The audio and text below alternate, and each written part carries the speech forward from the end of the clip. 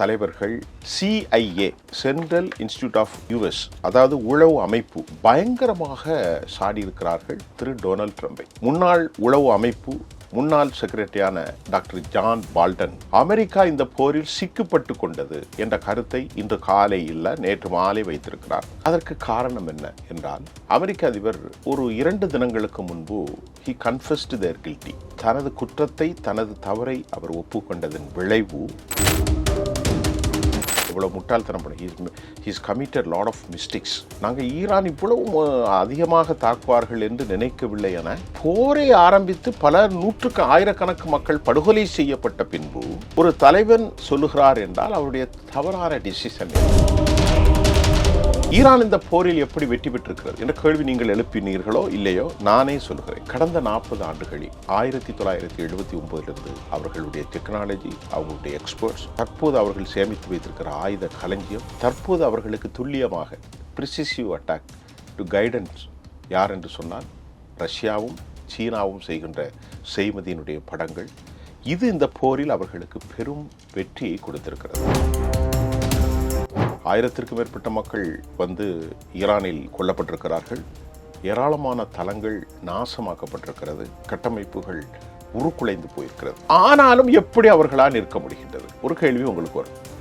அமெரிக்காவுடைய ஜனாதிபதி Donald Trump அவர்கள் சொல்கிறார், நாங்கள் எல்லாவற்றையும் காலி செய்துவிட்டோம், இனி காலி செய்வதற்கு எங்களுக்கு ஒன்றுமில்லை என்று அவர் சொல்லியிருக்கிறார். இன்று காலை பெஞ்சமின் நெத்தன்யாகு மரணிக்கவில்லை. இவர்கள் சும்மா கிளப்பி விட்டுக்கிட்டு இருப்பாங்க, அவர் மரணித்து போய்விட்டார், அவர் இல்லை. அவர் இப்ப காலையிலே பேசியிருக்கார். தாக்குதலின் விளைவாக அப்ரஹாம் லிங்கன் தாக்கப்படவில்லை. அமெரிக்காவுடைய ஜெரால்ட் ஆர்ஃபோர்டு தாக்கப்பட்டு பற்றி எரிகிறது பயங்கரமாக. 600 பெட்டு எரிஞ்சே போச்சு. அதனால அதை ஜித்தா பக்கத்தில் கொண்டு விட்டு இப்போ கிரேக்கத்துக்கு தள்ளிட்டாங்க. கிரேக்க நாட்டை நோக்கி போகிறது. அமெரிக்காவுடைய உளவு கப்பலான சாண்டோ, அமெரிக்காவுடைய உளவு கப்பலான மற்றொரு கப்பல்கள் எல்லாமே மலேசியா பக்கம் போயிட்டு இன்றைக்கு போரை முடிவுக்கு கொண்டு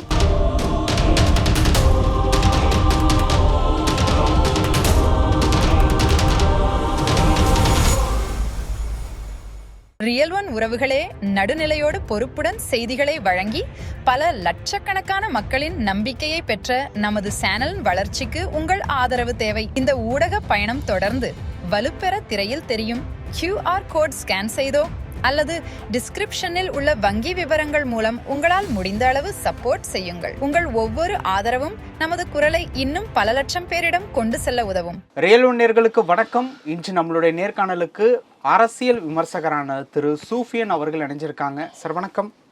வணக்கம் தமிழ் அமுதன்.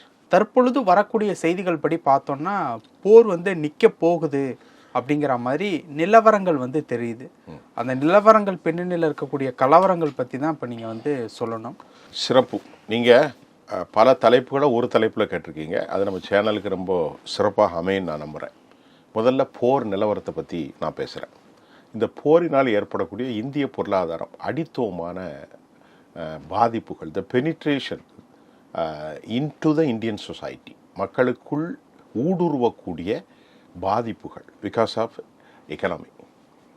இப்போ இந்த போர் ஒரு முட்டாள்தனமான நடவடிக்கை எடுத்து விட்டதாக அமெரிக்காவினுடைய பெரும்பான்மையான தலைவர்கள் CIA central institute of US news அதாவது உளவு அமைப்பு பயங்கரமாக சாடியிருக்கிறார்கள் திரு டொனால்ட் ட்ரம்பை.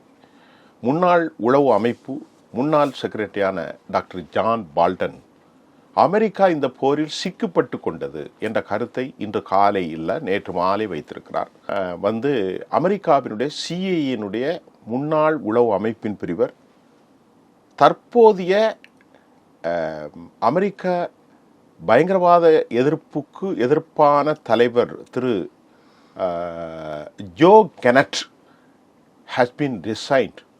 அவர் ரிப்பப்ளிக்கனுடைய ஸ்போக்ஸ் பர்சன், டொனால்ட் ட்ரம்பினுடைய நெருக்கமான ஒரு ஆள். அவர் ரிசைன் பண்ணது மட்டும் இல்லை, தமிழ் இந்த போர் தேவையற்றது அப்படின்னு சொல்கிறார். வலதுசாரி சித்தாந்தவாதி, டொனால்ட் ட்ரம்புடைய நெருக்கமானவர், டொனால்ட் ட்ரம்ப் சார்ந்த ரிப்பப்ளிக் கட்சியுடைய அஃபீஷியல் ஃபாக்ஸ் நியூஸினுடைய பேச்சாளர், உளவு அமைப்பின் தலைவர், 11 போர்களை முன்னின்று நடத்தியவர், வலதுசாரி சித்தாந்தவன ஜோன் கெனட் ஏன் ரிசைன் பண்ணாருன்னா அவர் சொல்கிறாரு, ஈரானால் நமக்கு பாதிப்பு கிடையாது, ஈரான் அணு ஆயுதங்களை செய்யலை, வேண்டுமென்றே தேவையில்லாத பிரச்சனைகளை ஏற்படுத்தி யூதர்களின் கைக்குலியாக மாறி போய்விட்டார்கள் என்று கடும் குற்றச்சாட்டு. அமெரிக்கா பெரிய பிரளயம் ஏற்பட்டு விட்டது. என்னை ரொம்ப முக்கியமான ஆள். இப்போது இதற்கான செலவு இதுவரைக்கும் கிட்டத்தட்ட ஒரு 4 நாட்களுக்கு மட்டும் 20 பில்லியன் US, இந்திய மதிப்புக்கு லட்சம் கோடி ரூபாய் தாண்டி 2 லட்சம் கோடியை நெருங்கியிருக்கிறது. இதுவரை கப்பல் கொண்டு நிறுத்தியது போனது, இனி வரக்கூடிய தேவைகளுக்கு $200 பில்லியன் தேவை என்று அமெரிக்காவில் ஒரு ஃபினான்ஷியல் இன்சியூட் பண்ணாங்க. $200 பில்லியன் 18 லட்சம் கோடிக்கு மேல், ஒரு 20 லட்சம் கோடி. அமெரிக்கா கொதிநிலையின் உச்சக்கட்டத்துக்கே போய்விட்டது. டெமோக்ராட்ஸ் பயங்கர கோபம். அது மாதிரி அமெரிக்காவுடைய செனட் சபை உறுப்பினர்கள், காங்கிரஸ் உறுப்பினர்கள், டெமோக்ராட்ஸ் உறுப்பினர்கள், ஏன் இன்க்ளூடிங் ரிப்பப்ளிக்கன் கூட. நான் நேற்றிரவு எனது உறவினர்களோடு அமெரிக்காவில் பேசிய போது 1 மணி நேரம் பேசினேன். அவர் சொன்னார்கள், அமெரிக்க சமூகம் கொதிநிலையில் இருக்கிறது, தேவையற்ற போர் என்று. நான் இன்று ரியலோனுக்கு வருகின்ற சற்று முன்னர் ஒரு நிமிடம் 10 நிமிடத்திற்கு முன்பு வந்த செய்தி, இன்று காலை வெள்ளிக்கிழமை, பெஞ்சமின் நேதன்யாகு அனௌன்ஸ்ட், போர் முடிவுக்கு வருகிறது என்று. உங்கள் பிசினஸ் இன்னும் அதிக மக்களை சென்றடைய வேண்டுமா? இன்றைய டிஜிட்டல் உலகில் சரியான ப்ரமோஷன் தான் வெற்றியின் முதல் படி. தமிழகம் முழுவதும் பல லட்சக்கணக்கான பார்வையாளர்களை தினமும் சென்றடையும் ரியல் ஒன் யூடியூப் சேனல்களில் உங்கள் பிசினஸ் இனி எல்லோரும் அறியட்டும். குறைந்த செலவில் அதிக ரீச். உங்கள் பிராண்டுக்கு நம்பிக்கையும் வளர்ச்சியும் சேர்க்க இன்றைய எங்களை தொடர்பு கொள்ளுங்கள். 9280087164. அதற்கு காரணம் என்ன என்றால், அமெரிக்க அதிபர் ஒரு 2 தினங்களுக்கு முன்பு he confessed their guilty. என்னன்னா, அது என்ன சொல்றது, தனது குற்றத்தை, தனது தவறை அவர் ஒப்புக்கொண்டதன் விளைவு. அவர் என்ன சொன்னார்னா, what he made a very clear statement to the international media. உலக செய்திகளுக்காக அவர் செய்தி, நாங்கள் ஈரான் இவ்வளவு வலிமையாக இருக்கும் என்று ஒருபோது நம்பவில்லை. இவ்வளவு முட்டாள்தனம் பண்ண, he's committed lot of mistakes. நாங்கள் ஈரான் இவ்வளவு அதிகமாக தாக்குவார்கள் என்று நினைக்கவில்லை என போரை ஆரம்பித்து பல ஆயிரக்கணக்கு மக்கள் படுகொலை செய்யப்பட்ட பின்பு ஒரு தலைவன் சொல்லுகிறார் என்றால் அவருடைய தவறான டிசிஷன் என்ன? மிக முக்கியம். ஈரான் இந்த போரில் எப்படி வெற்றி பெற்றிருக்கிறது என்ற கேள்வி நீங்கள் எழுப்பினீர்களோ இல்லையோ, நானே சொல்கிறேன். ஈரான் தலைவர்கள் கொல்லப்பட்டு கொண்டே இருக்கிறார்கள். அலி லாரியானி கொல்லப்பட்டு விட்டார். நேற்றைக்கு அவருடைய இன்டெலிஜென்ஸ் மினிஸ்டர் அவர் இஸ்மாயில் கொல்லப்பட்டு விட்டார். உச்சபட்ச தலைவர் ஆயதுல்லா கொமேனி கொல்லப்பட்டு விட்டார். ஏற்கனவே பல தலைவர்கள், 100க்கும் மேற்பட்ட அணு ஆயுத விஞ்ஞானிகள், ஆயுத தளவாடங்களை செய்பவர்கள், அரசியல் தலைவர்கள் கொல்லப்பட்டு கொண்டே இருக்கிறார்கள். தலைவர் தலங்களுக்கு தான் குறிய. They have been assassinated, a lot of the people. I was shocked about itself. எப்படி இவ்வளவு பெரிய ஒரு தேசம் இவ்வளவு உளவுல வீக்கா இருக்கு ஈரான்ல? அப்படி நமக்கு ஒரு கேள்வி வரும். இல்லை, ஒரு தேசிய தலைவனுக்கு பாதுகாப்பு இல்லைன்னா, ஒரு பிரைம் மினிஸ்டருக்கு பாதுகாப்பு இல்லை, ஒரு ஜனாதிபதிக்கு பாதுகாப்பு இல்லைன்னா இந்த நாட்டில் என்ன இருக்குன்னா, அந்த அளவுக்கு ஊடுருவல் பணத்தை கொடுத்து இன்டெலிஜென்ஸ் ரொம்ப ஊடுருவி இருக்கிறாங்க. இனி உலகமே விழித்துக்கொள்ளும். மொசாத், அதாவது இந்த organisation, it was found the organisation யாருன்னா இவங்க தான், ஜூ தான். ஆனால் அதில் இருக்கிறவங்க இந்தியாவில் கூட இப்போ சென்னையில் இருப்பாங்க. அவங்கெல்லாம் யாரும் ஜூ கிடையாது. தமிழர்களாக இருப்பார்கள், இந்தியர்களாக இருப்பார்கள், ஆப்கானியர்கள் இருக்கிறார்கள், ஈரானியர்கள் இருக்கிறார்கள், அரபுகள், எல்லா நாட்டையும் விலை கொடுத்து வாங்குறது. அதுதான் மொசாத் சிஏடைய வேலை. சரி, அதை விட்டுருங்க. அப்பார்ட் ஃப்ரம் தேர், இப்போ அமெரிக்கா பயங்கரமாக பணத்தை ஒதுக்கி ஒரு பெரிய பில்டப் கொடுத்தாங்க. அந்த பில்டப்பின் விளைவு என்ன? USS Harry Truman, USS Gerald R Ford, USS Abraham Lincoln, USS Santo, USS WS Bush, etcetera etcetera. ஏராளமான கப்பல்கள். 90 வருஷம் ரன் ஆகக்கூடிய அணு ஆயுதம் அடித்து விடுவார்கள். 90 ஃப்ளைட் இருந்துச்சு. ஆனால் இவர்கள் எதிர்பார்க்காத பயங்கர சேதாரத்தை ஈரான் ஏற்படுத்தினார்கள். விளைவு, ஈரானுடைய ஏவுகணை தாக்குதல்களில் அரண்டு போனார்கள். அமெரிக்கர்கள் மட்டுமல்ல, இஸ்ரேலியர்களும் அரண்டு போனார்கள், யூரோப்பியர்களும் அரண்டு போனார்கள். காரணம், கடந்த 40 ஆண்டுகளில் 1979 அவர்களுடைய டெக்னாலஜி, அவங்களுடைய எக்ஸ்பர்ட்ஸ், தற்போது அவர்கள் சேமித்து வைத்திருக்கிற ஆயுத களஞ்சியம், தற்போது அவர்களுக்கு துல்லியமாக ப்ரிசிசிவ் அட்டாக் டு கைடன்ஸ் யார் என்று சொன்னால் ரஷ்யாவும் சீனாவும் செய்கின்ற செய்மதியினுடைய படங்கள். இது இந்த போரில் அவர்களுக்கு பெரும் வெற்றியை கொடுத்திருக்கிறது. 1000க்கும் மேற்பட்ட மக்கள் வந்து ஈரானில் கொல்லப்பட்டிருக்கிறார்கள். ஏராளமான தளங்கள் நாசமாக்கப்பட்டிருக்கிறது. கட்டமைப்புகள் உருக்குலைந்து போயிருக்கிறது. ஆனாலும் எப்படி அவர்களால் நிற்க முடிகின்றது? ஒரு கேள்வி உங்களுக்கு வரும். அமெரிக்காவுடைய ஜனாதிபதி டொனால்ட் ட்ரம்ப் அவர்கள் சொல்கிறார், நாங்கள் எல்லாவற்றையும் காலி செய்து விட்டோம், இனி காலி செய்வதற்கு எங்களுக்கு ஒன்றுமில்லை என்று அவர் சொல்லியிருக்கிறார். இன்று காலை பெஞ்சமின் நெத்தன்யாகு மரணிக்கவில்லை. இவர்கள் சும்மா கிளப்பி விட்டுக்கிட்டு இருப்பாங்க, அவர் மரணித்து போய்விட்டார், அவர் இல்லை. அவர் இப்போ காலையிலே பேசியிருக்கார். அவர் சொல்லியிருக்கார், நாங்கள் போரை நிறுத்தப் போகிறோம், இலக்கை அடைந்து விட்டோம். அப்படி என்றால் have you got any appropriated evidence, have you got of any evidence? நீங்கள் இலக்கை அடைந்து விட்டோம் என்று சொல்வதற்கு உங்களுக்கு ஏதாவது எவிடன்ஸ் இருக்கிறா என்று ட்ரம்ப் அவர்களிடத்திலும் பெஞ்சமினிடத்திலும் நாம் கேட்டால், it doesn't have any proper proven record. அவர்கள்ட்ட எந்த நிரூபிக்கப்பட்ட ஆவணங்களும் இல்லை. ஆனால் என்ன பிரச்சனை அப்படின்னு கேட்டால், அவர்கள் தாக்குதல் நடத்த முடியாத அளவிற்கு எப்படி இவர்கள் வல்லமையாக இருந்தார்கள். 6000 குண்டுகள், 3000 குண்டுகள், மொத்தம் 5000 6000 குண்டுகளை போட்டிருக்கிறார்கள். இன்னும் நேற்று கூட ஒரு சேனலில் எல்லாம் தனித்தனியாக அதனுடைய பெயர்களை சொன்னேன். அது மக்களுக்கு புரியாது, அது தேவையில்லை, நான் புரிகிற பாஷையிலே சொல்லுவோம். 6000க்கும் மேற்பட்ட குண்டுகளை அவர்கள் வீசியிருக்கிறார்கள். F-15, F-16 போன்ற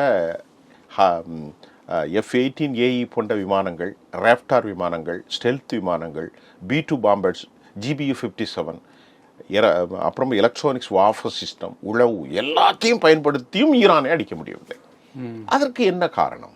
GBU-57 மேலேருந்து குண்டை போட்டால் அது 200 அடிக்கு கீழே போய் செதறி அடித்து எல்லாத்தையும் காலி பண்ணிடும். அவ்வளோ பெரிய பங்கர் பஸ்டர். அது வந்து B-2 என்கிற விமானத்தின் மூலம் தான் பண்ணோம்.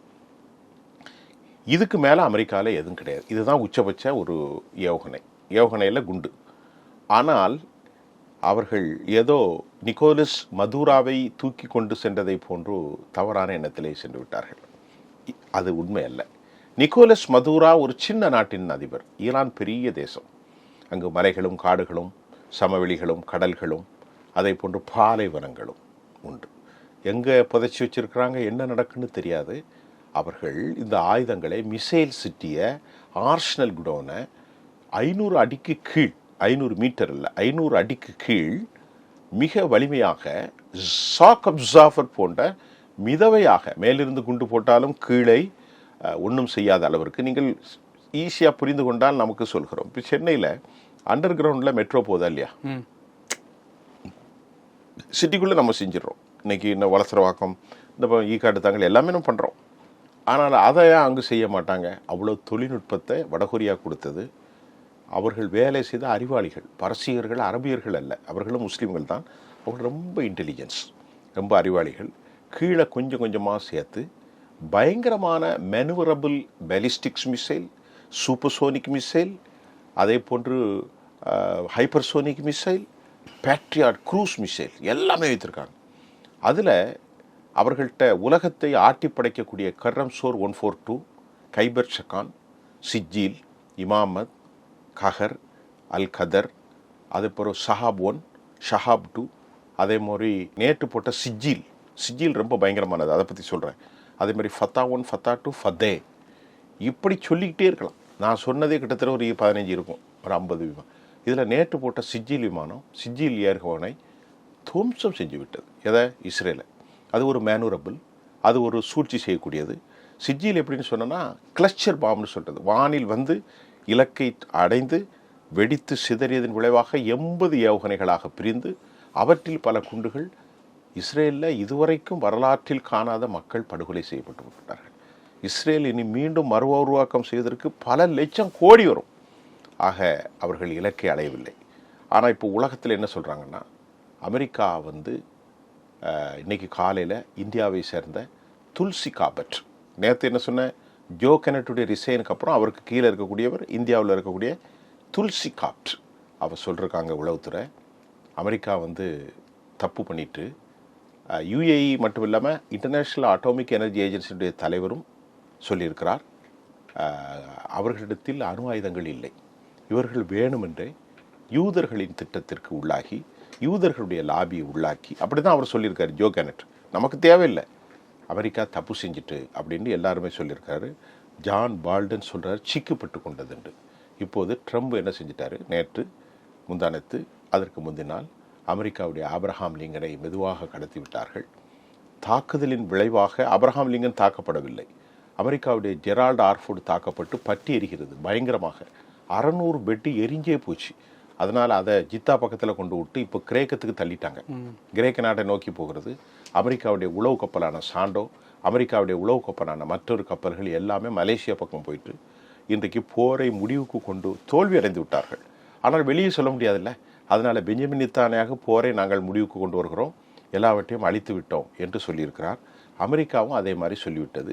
ஆனால் உலகத்திற்கும் தெரியும், எல்லாருக்கும் தெரியும், அமெரிக்கா படுதோல்வியை, வியட்நாமை விட ஒரு கேவலமான தோல்வியை அவர்கள் சந்தித்திருக்கிறார்கள்.